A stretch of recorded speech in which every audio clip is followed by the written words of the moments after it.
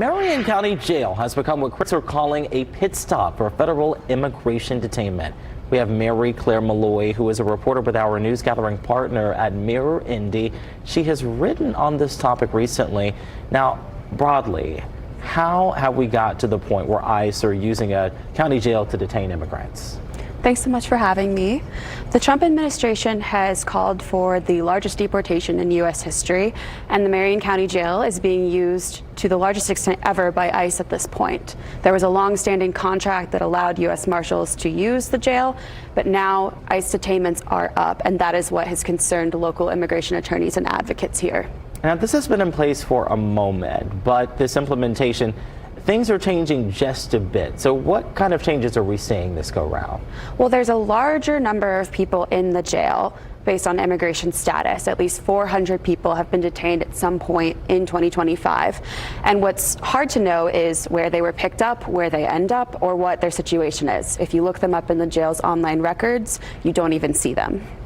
Obviously, this is a hot button issue, so you're probably hearing a lot about this. So what things have you been encountering as you write about the topic? Well, the sheriff has said that he is following the law, and immigration attorneys and advocates push back and say he's gone beyond complying and that he can leave this contract at any point and has chosen not to do so. So we're just finding out what's happening and just trying to inform residents that their jail is being used this way. Now, Claire, do you see that this could maybe possibly become an issue in the future, since even you're saying we're seeing more people here? Overcrowding is the first thing that comes to mind. Yeah, it's unclear, how much the jail will be used going forward. We just know that there's a spike in 2025 that coincides with the second Trump administration. So we'll have to see what the conditions look like. Gotcha. Now, when it comes to the agreement between Marion County officials and ICE, could this be breached or terminated in any way?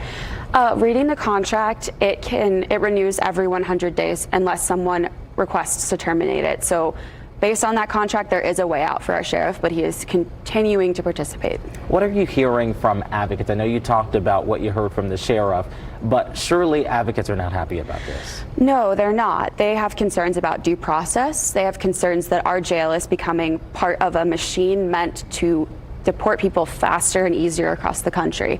The Trump administration needs more space. They've mentioned that. And our jail is new, $600 million more beds, and that makes it ideal. They're concerned that people are going to lose due process and that this is too much, that there's too many people in the jail. Well, obviously, this will be an ongoing topic that you continue to write about, so we will have to have you back as we get more updates on this.